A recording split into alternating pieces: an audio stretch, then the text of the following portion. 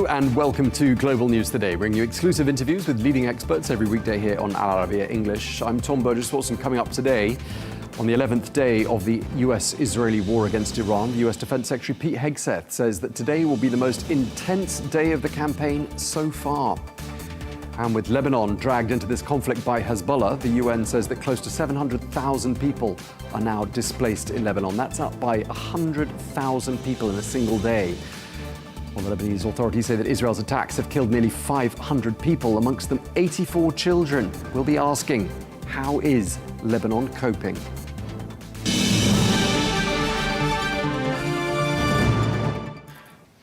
Hello and welcome to the programme. We begin with the latest developments in the US-Israel-Iran war. Now, blasts rocked Tehran overnight, with reports saying that at least 40 people have been killed there. Well, the strikes have pushed many residents to leave the city. Tens of thousands of Iranians are reported to have been packing up and heading to smaller, more remote towns, hoping to find safety as the attacks by Israel and the United States continue.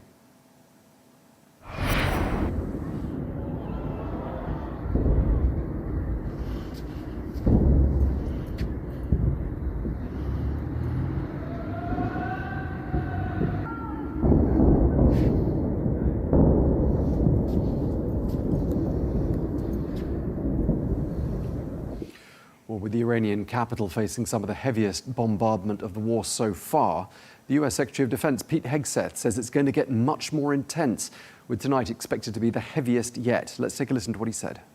We will not relent until the enemy is totally and decisively defeated. But we do so. We do so on our timeline and at our choosing. For example, today will be yet again our most intense day of strikes inside Iran. The most fighters, the most bombers, the most strikes. Intelligence more refined and better than ever. So that's on one hand. On the other hand, the last 24 hours have seen Iran fire the lowest number of missiles they've been capable of firing yet. Meanwhile, the US President Donald Trump says that the US campaign against Iran is, quote, well ahead of schedule, with new strikes now targeting Iran's drone factories. Well, he says that drone launches from Iran have fallen by 83%, though Iranian officials deny this. We continue to target Iran's drone and missile capabilities. Their drones are way down. Their drone manufacturing has been hit starting today. We know all of the places they manufacture the drones, and they're being hit one after another. Their missile capability is down to about 10%, maybe less. But it's all resulting in a 90% decline in various things, but in particular, Iranian missile launches, and 83% drop in drone launches. As you know, the drone launches are pretty well shot. But we're at over 90% decline in the Iranian missile launchers, which is very hard to reproduce and very hard to get. We're joined now by Abbas Dahouk, who is a former senior military advisor on Middle Eastern affairs at the Department of State. He joins us from Washington. Mr. Dahouk, a pleasure to have you back on Al Arabiya with us today. Just listening to what's being said in the United States, we heard Pete Hegseth saying that today was going to be the most intense day of strikes against Iran in the war so far. Just looking at what he said there and reading into it, what can we expect? Well, thanks, Tom, for having me on your program. I mean, the expectation here is to continue the pressure on the Iranian regime, continue pressure on all aspects of military forces on the ground, whether the missile forces, the drone elements, and also perhaps down to their police functions. Continue this pressure, hopefully that the politics of Iran changes and favorably in terms with the United States. Okay, and just another general that I've been listening to a lot, I mean the top US general, I should say, Dan Kane, has been saying that Iran is not more formidable than Washington had thought. Those were his words earlier on. I'm just wondering what you think he's getting at there. What is not more formidable than we thought? What does that mean? I mean, I think the Iranians have been defiant and continue to fight back. I mean, you should never ever underestimate your enemy in combat. While we destroyed, or U.S. destroyed, over 90% of their missile capabilities, drone capabilities, and perhaps the entire naval forces, and continue to put more military pressure on them. They were able to survive thus far. They have also appointed a new leader under fire. And right-wing leadership sending a signal to the United States that they're not going away anytime soon. So the question here is, definition of victory should not be defined in terms of military power. We have to see the political end state of this. How it going to end? Would it be in favor of the United States or not? And the Iranian regime and the Iranian people do have a vote in this end state. Okay, so I mean, it looks like if we listen to what we were talking about earlier, Pete Hegseth saying the US is going to be stepping things up. He's also saying the Iranians are sort of stepping things down in the sense that he said that Iran had fired the lowest number of missiles during the course of the last 24 hours. And I'm wondering whether that's something we can read something into. Does it mean that missile stockpiles are running low? Does it mean their launchers have been disabled? What could that mean? Well, exactly what he said. It's all of the above. Iranian realized that their airspace is wide open. The United States has now, and Israel, unfettered access to Iran, and they are able to have better intelligence. They can monitor their activities much more freely. And then yes, their resources is limited. They can't import some of it from the outside, and their manufacturing capabilities is also limited. Some of their manufacturing factories or spaces are being targeted as well. So Iranians have to do economy of force at this point, try to survive, try to hit targets that is absolutely worth their strategic goal. So I think there is economy of force, and with the main end state now for the Iranian regime is to continue to survive, hoping that the pressure would rise on the United States, on Trump administration, from economic pressure through perhaps the rise of oil prices, and also from pressure from the region and European pressures to end this war. Yeah, I mean, we've been saying how Iran has been behaving in a defiant manner, appointing a new supreme leader, as we said, under fire, and coming out with some fiery statements themselves. We've heard Ali Larijani, Iran's top security official, issuing a number of threats against the United States, using language like, be careful you don't get eliminated, he says, of President Trump, and dismissing what the president has been saying. I mean, do regimes or leaders tend to use this kind of defiant language when they're sort of, when they know their number is up? Is there anything we could read into that? Do you think these sorts of warnings and stern words are likely to be taken seriously by Washington? I mean, you have to take everything your foe is saying seriously. Otherwise, you'll be surprised somehow. Those are all taken seriously. Remember, those kind of messages also are not directed against the United States, and also directed domestically, directed to their allies worldwide. Some of the sleeper cells out there, also the proxies, whether Iranian proxies in Lebanon, Hezbollah, or Hasht in Iraq, and also Al-Houthis are still dormant and not interfering. There's always a possibility they might also jump into the fight.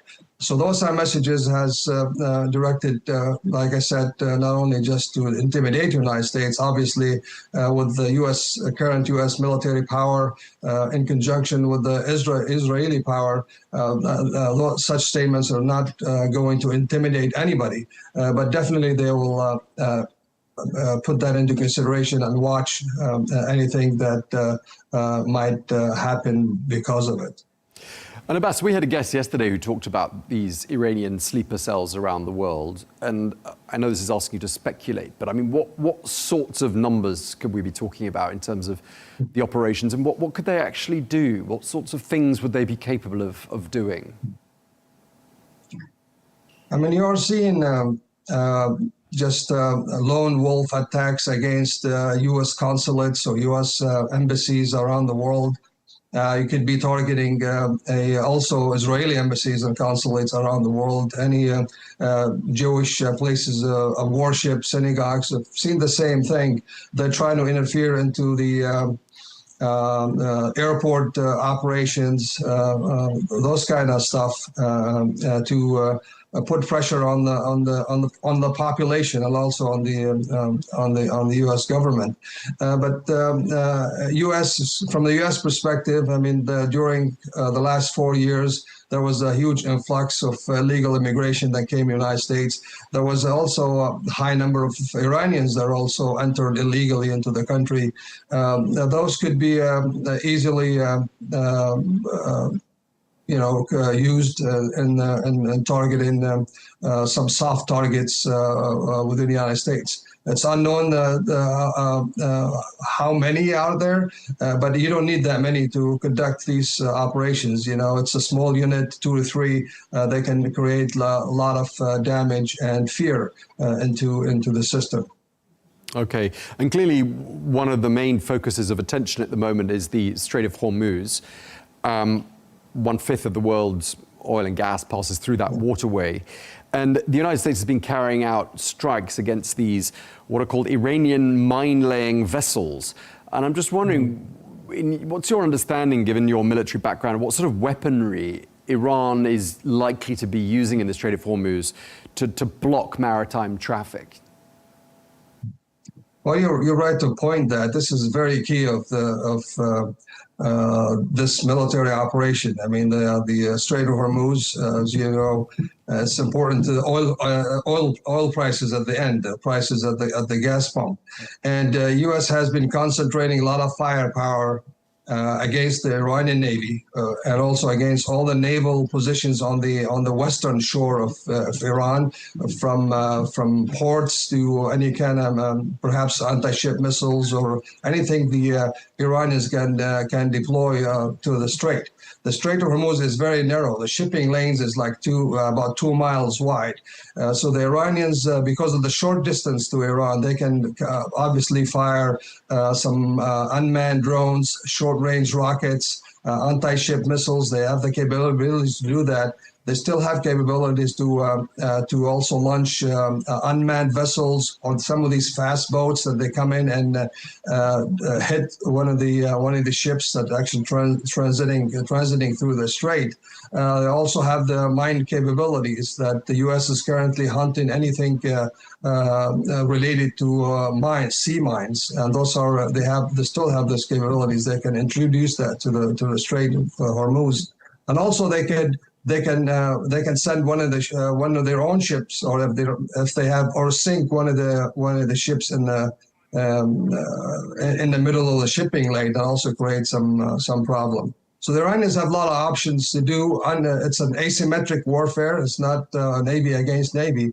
They might introduce to the strait, but the United States is vigilant, constantly watching it, trying to create a safe an environment so the ships, the oil ships, will transit again through the Strait of Hormuz. And Abbas, I mean, the United States saying it's got total air dominance in the skies above Iran now. They said that a couple of days ago. We're being led to believe that there's not much left of the Iranian Navy. A lot of damage has been inflicted on it. I'm wondering, given that combination of factors, and that Pete Hegseth saying they're going to turn up the temperature when it comes to the bombing campaign on Iran during the course of the next 24 hours, I mean, might we start seeing Iran doing increasingly desperate things? And that being the case, does that take us into a more dangerous chapter of this conflict? Yeah, definitely. I mean, any miscalculation on any of the sides could lead us to a dangerous path. I mean, if Iran was lucky to hit one of the U.S. ships or some of the concentration of U.S. forces in the Gulf region, one of the air defense assets, resulting in killing Americans, losing lives, that would definitely force the Trump administration to even escalate even further. We already see the Iranian regime launching most of their strikes against the UAE. That's something UAE is very closer to the closest actually to Iranian territories within 100 kilometers, where Iranians can also mass or concentrate some of the short-range rockets that they already still have, and also some of the drones against the UAE. Which they see as a target that could affect the international economic system. So they could do something more there. So they do have some capabilities that can unleash, but at the end of the day, they know that they have to survive. So everything they do is calculated based on this, I think, mindset of survival. Right, and if their survival looks like it's in jeopardy, do you see anyone coming to their rescue? And by anyone, I mean Russia, maybe China? So far they have not, and I don't think there's you will see Russia or China directly support them.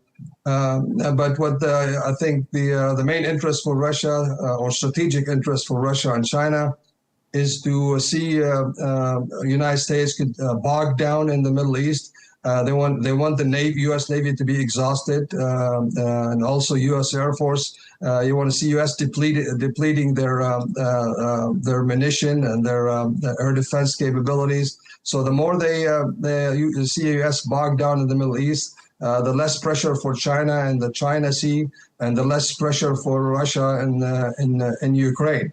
So at the most, I think they want the regime to survive, bare minimum. But I don't see him committing any military power to help them. They probably continue their political support and perhaps some economic support in terms of buying fuel. Perhaps they continue to send some dual-use parts so they can continue to perhaps build some more of their drones and missiles, some solid fuel to their rockets from China. Other than limited economic and political support, I don't see anything else military help to Iran. We've been given to understand that President Trump has spoken to the Russian President Vladimir Putin. They spoke for about an hour in this regard. And I think President Trump is being given to understand that President Putin wants to be helpful. What can he do? I think one thing on the military side, obviously, not to assist them in any intelligence sharing or provide them with dual-use parts to build more of their drones and those missiles. And I think on the economic side, there are reports that Russia has about 100 million barrels of oil floating around the globe.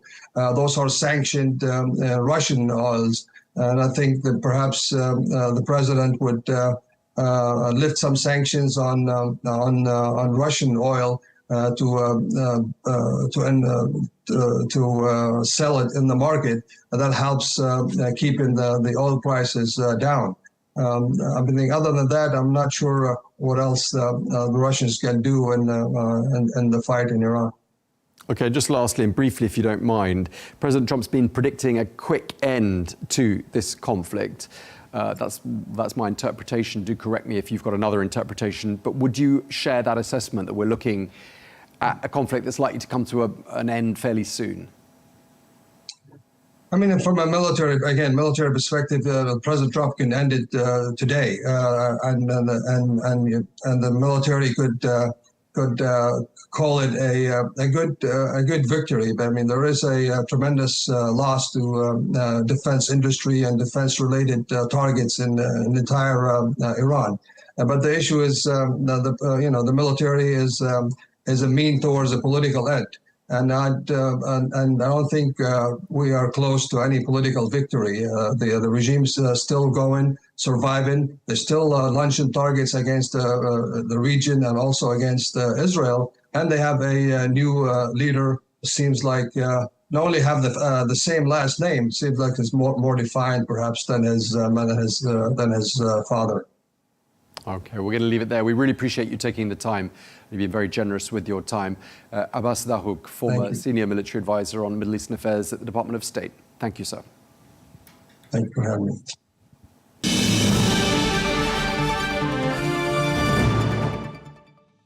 Let's bring into the conversation Joel Rubin, who's a former Deputy Assistant Secretary of State under the Obama administration. Joel, great to have you back with us here on Arabiya English. Tom. Thank you. Here we are, day 11. How do you think things are going from in this campaign that's been led by the United States and Israel?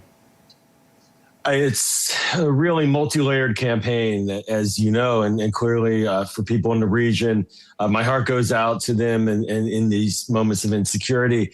From a military perspective, from the United States perspective, it's going well. There have been a significant number of effective strikes, eliminating the Iranian Navy, for example. Clearly, the missiles being sent out by Iran across the region have been a threat, and that's being dealt with, as well as the drones. It's not fail-safe, but the targeting is going well. And then, of course, the questions about the leadership being decapitated, the leadership of the IRGC as well. Obviously, a new supreme leader has been named, but we'll see how that unfolds. The challenge is on the political front and the endgame, and how does the president's initial call for the people to rise up and regime change, how does that actually get enacted? Or is that going to just disappear? And of course, then the last thing I'll mention is the blowback here. Clearly, oil prices are up a bit. It's shaky, high and low. It affects gas prices here. There have been deaths as well by American service members, which is very hard for the American public to take. So those are still open questions about how much time President Trump has to execute this operation. Right. I mean, a lot has happened, hasn't it, in 11 days? And I'm just wondering whether you feel like, looking back at what's happened in 11 days and you listen to what the president's been saying, whether you get the impression that there was a detailed plan from the get-go.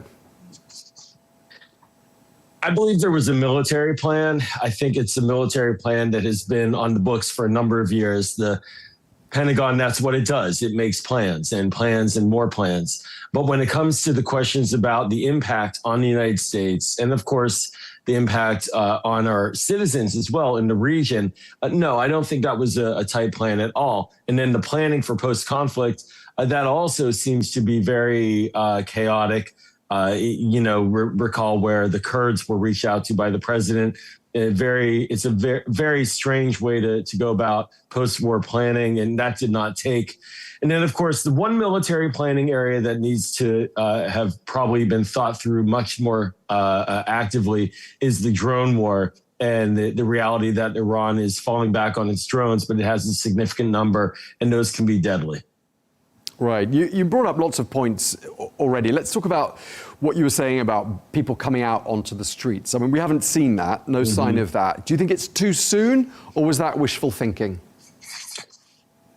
Well, it's an active war zone, right? So people coming out into the streets when bombs are falling, 1,000 strikes a day by the Israelis, hundreds, if not more than that, by the Americans, and even the president saying stay in. I don't think we should expect it yet, but, it's coming. Look, the regime itself has been shaken to its core. its military capacity is being degraded. Its ability to project power has been eroded significantly. The Iranian people hate this regime. And so then the question is, when they begin to raise up their voices, when that moment arises, how will this weaker regime respond? And will we, the United States, provide air cover for that? Because I don't believe even if the war ends, I don't believe we're going anywhere at all in the near term in terms of our military deployments. Right, and you mentioned the leadership in Iran, and there is this new supreme leader, Mojtaba Khamenei. He's never held a government position.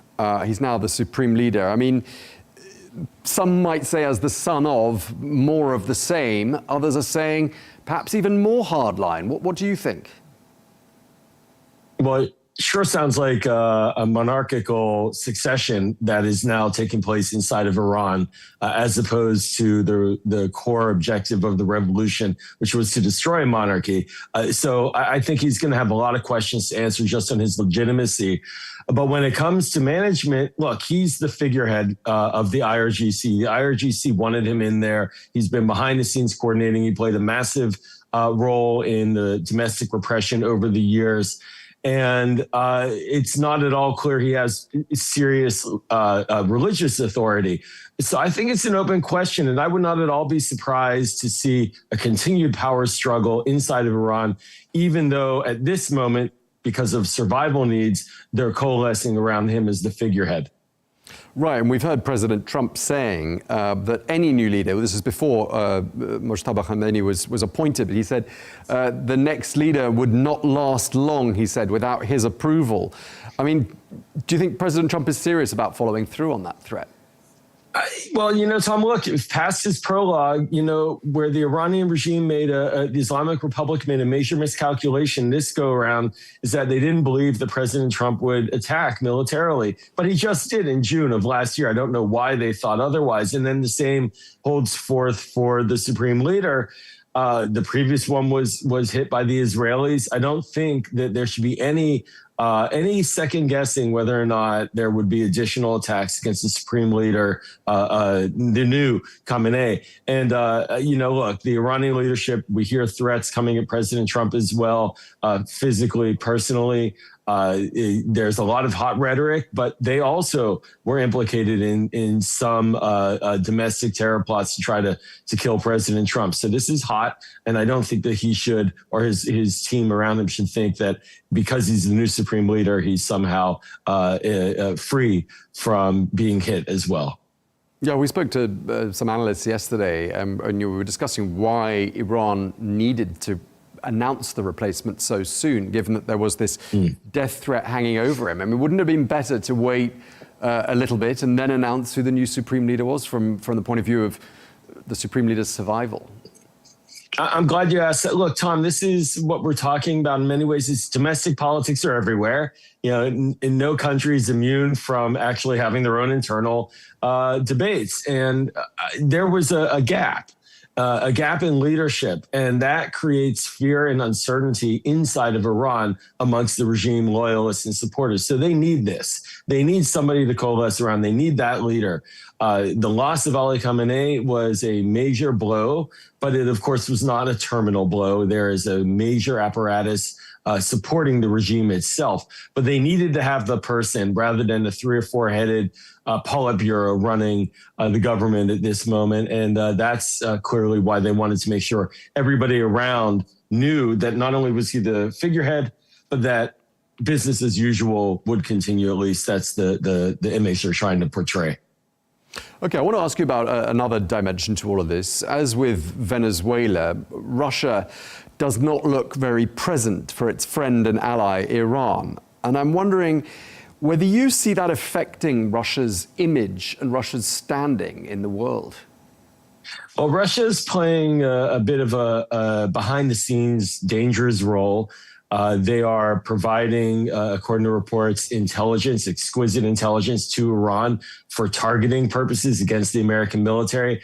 That's a no-no. That should not be happening, but it appears that is. And then they of course, have a partnership with Iran on the drone technology. Remember, several years ago, the Iranians sent their drones to Russia to kill Ukrainians. And so there are those factors which raise the ire of the American national security community. But then to your broader point, you know, Russia is no longer an ally of last resort. We saw that with the fall of Assad over a year ago, where he fled to Moscow and got no backup. I think the Venezuela example is also a very strong one. Russia is tied down into a major war in its own front yard. It's lost over 1 million soldiers, either to injury or death.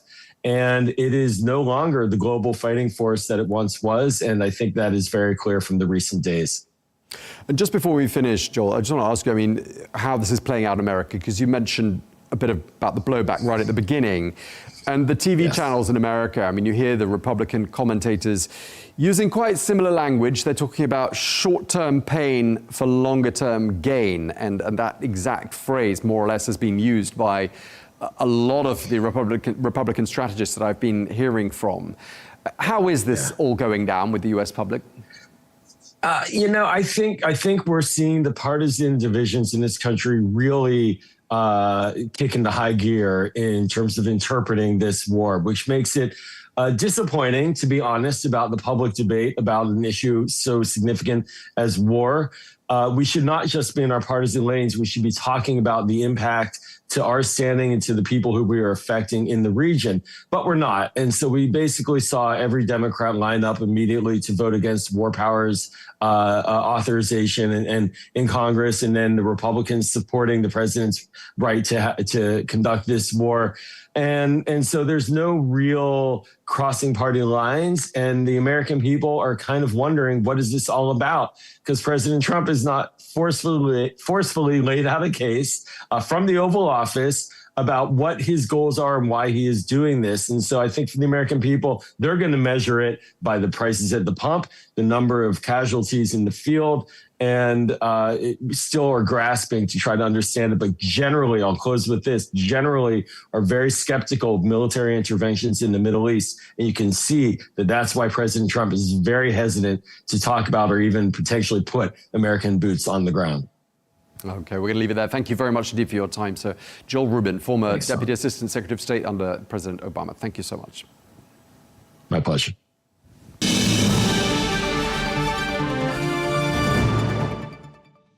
Meanwhile, in Lebanon today, smoke has been rising over Abbasiyeh, which is close to the southern city of Tyre. This after an Israeli strike on a building there. Well, the Israeli military said it was targeting Hezbollah infrastructure and warned residents to leave before the attack. Well, plumes of smoke filled the sky as tensions continue to rise in southern Lebanon. Let's take a closer look.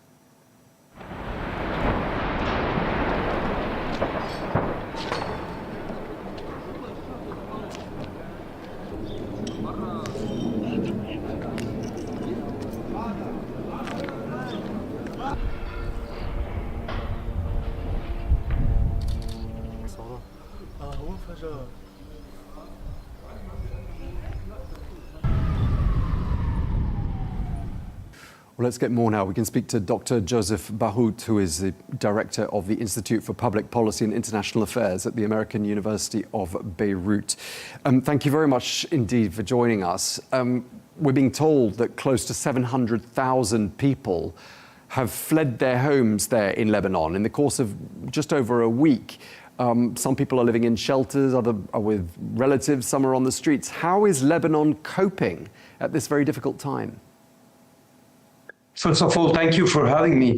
Look, Lebanon is just starting to wake up to what is probably will become a sort of humanitarian catastrophe in the country, or a human catastrophe in the country, with probably lots of political implications and impacts. First of all, the figure that you have mentioned is not yet established or definitive. And it is coming from two parts. It's a twofold source of displacement. In the first days of the war, you had a displacement wave from the south of Lebanon because the Israeli army sent a warning calling the population to evacuate the villages. These people mostly went to towns like Saida in the south or Beirut or the suburb of Beirut. The second wave came when the Israeli army sent a warning to the southern suburb of Beirut, which is the urban center, the capital of Hezbollah, we can say, of its population also. And thereafter, we had a second wave of people fleeing Dahieh, or the southern suburb, and going towards northern Beirut, other neighborhoods of Beirut, and probably the mountain. So we have something that is still compounding. It is still not over because these warnings are still coming. The second part of the tragic aspect of that is that it is happening for the second time in less than 2 years. Most of these people have already been displaced a year and a half ago or 2 years ago. And now they are living this bad experience again with a government and the state of Lebanon that is trying its best, but that has very limited means. This is one. And second, with a population, a welcoming population that is much less welcoming, much more hostile, because the hostility and the animosity towards Hezbollah has increased very much in the last period, and very few people are really supporting what Hezbollah has done lately in terms of attacking Israel in the midst of a regional war. Right. I mean, I was going to ask you, I mean, Israel has obviously been carrying out the airstrikes that have resulted in the deaths of more than 500 people, we're told, amongst them 84 children.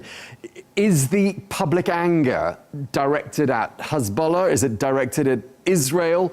What would be your assessment, Dr. Bahout? It's very difficult to separate both. First of all, we can't answer, I mean, with definitive assurance this question, because it depends on the segment of the Lebanese population to which you are asking the question. Let me say that without taking too much risks, there is a part of the Shia population that is still supportive of Hezbollah. Of course, they will curse Israel and the bombings and accuse it or hold it responsible for their displacement, the destruction of their villages.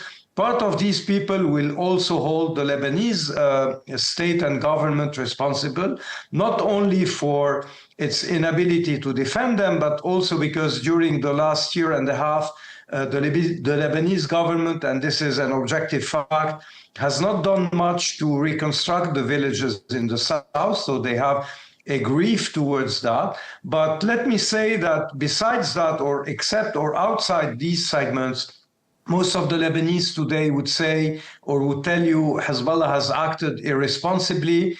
It is taking a risk that is uncalculated, at least for the Lebanese population. And more than that, this war is without a horizon, and the country is really threatened to go into the abyss again. So all this is shedding an additional light on something we know about Lebanon. It's a divided country, it's a polarized country. And I think that today with what's happening in the streets, what's happening on the front, and what's happening on the political level also, the country is even more polarized than ever. And this is where you could take the risk of seeing it really getting into not only political, let's say, rifts, but also some security skirmishes here and there.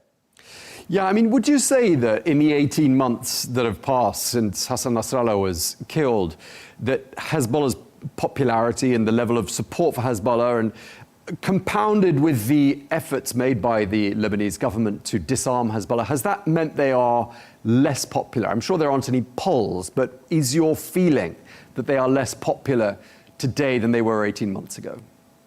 We don't have polls, as you said, and we could have had a sort of polling with the elections that were due to happen in May or June, but that they were postponed 2 days ago and they were cancelled. I mean, they were postponed without a date today, so we can't have a measure.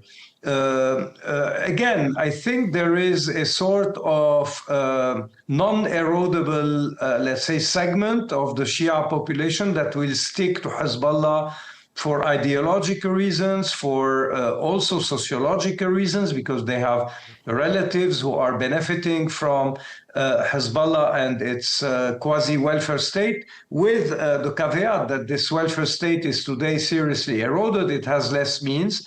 But despite everything that has been said over the last year and a half about, first of all, the weakness of Hezbollah on the organizational or the military level, or its weakening in terms of financial capacity, empirically today we can see that this was not very true. Hezbollah is able to operate again. Hezbollah is able to pay again.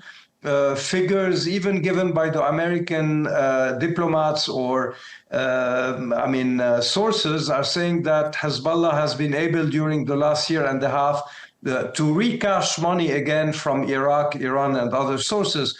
So I think that this is a much more resilient actor than we first thought. Now, the question of its popularity, I think, will be very much function of the duration of that war, of its damages, and I think we have to expect them very big, the damages, but also on the political, diplomatic, and then later on strategic results of that war, meaning how will it end? Will it lead to completely eradicate Hezbollah militarily and organizationally? Or will it end with a sort of agreement that will keep the party more or less alive, and thus it will probably be able to reconstitute and rebuild part of its constituency and popularity? Now, Dr. Bahout, there's a new dimension to all of this. I wasn't aware of it, just been reading about it today, that Hezbollah, according to Syria, has been firing shells across the border into Syrian territory. Some of them landed near the small town of Seraya, which is inside Syria. I'm wondering, what is Hezbollah trying to achieve here? And do you see Syria now being dragged into this? Okay.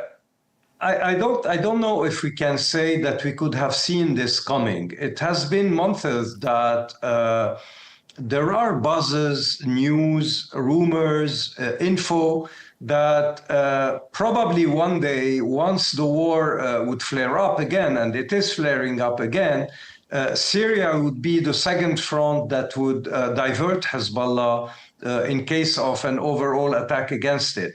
The buzz began, first of all, the worry began with the fall of the Assad regime in Hezbollah's head and the people close to Hezbollah's head.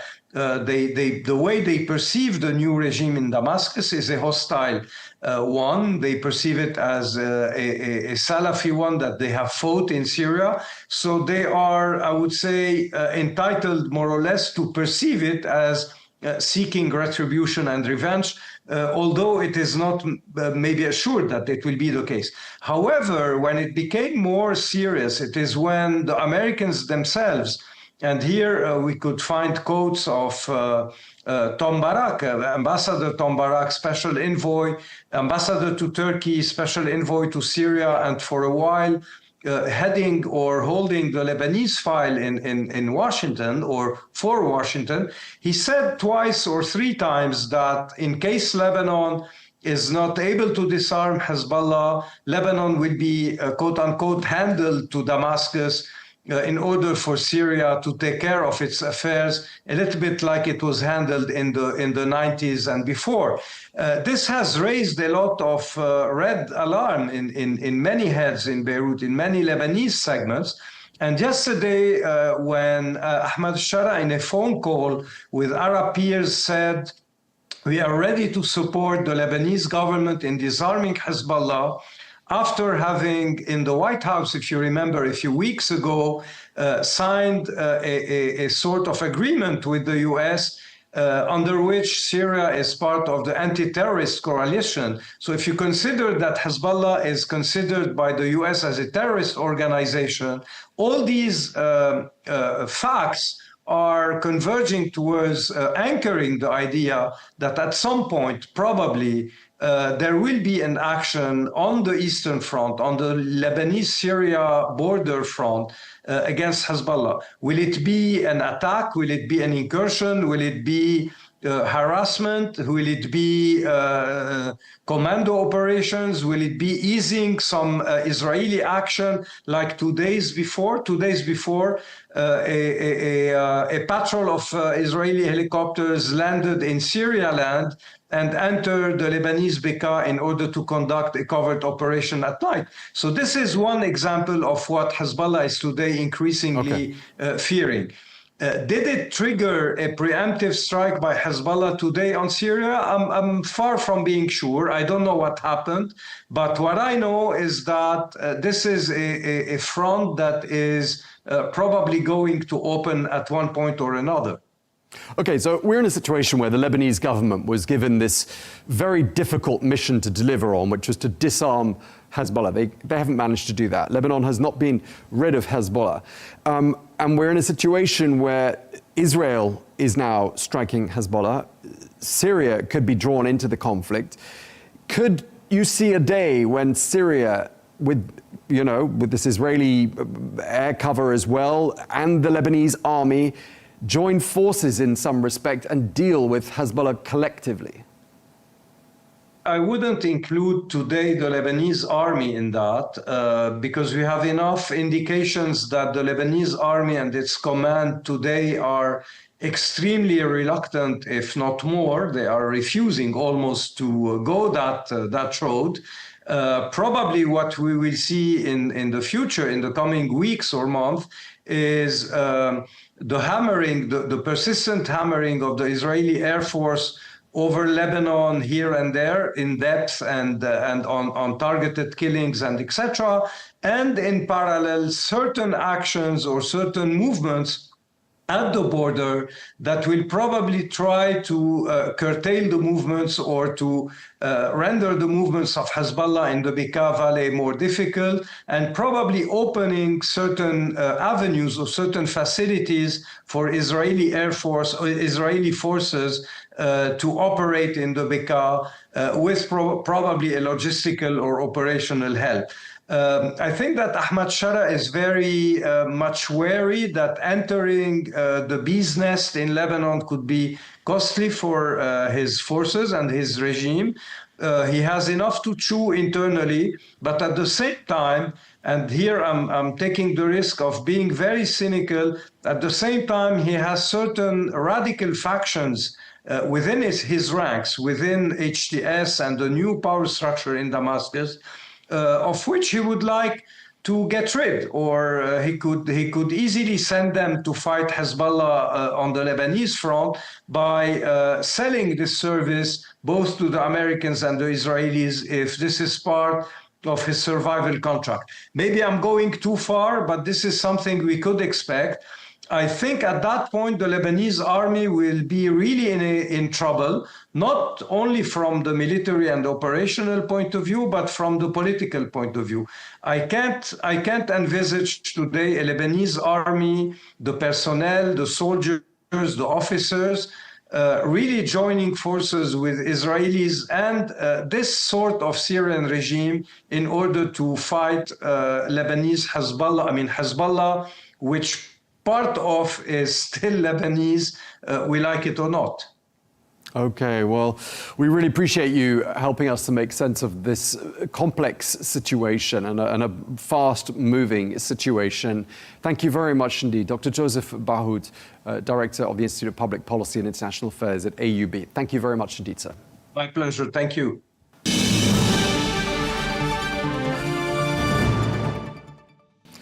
Well, that is all we have time for on Global News today. Thank you very much indeed for watching. Do join us again tomorrow. We'll have some more exclusive interviews for you then. Until tomorrow, bye-bye.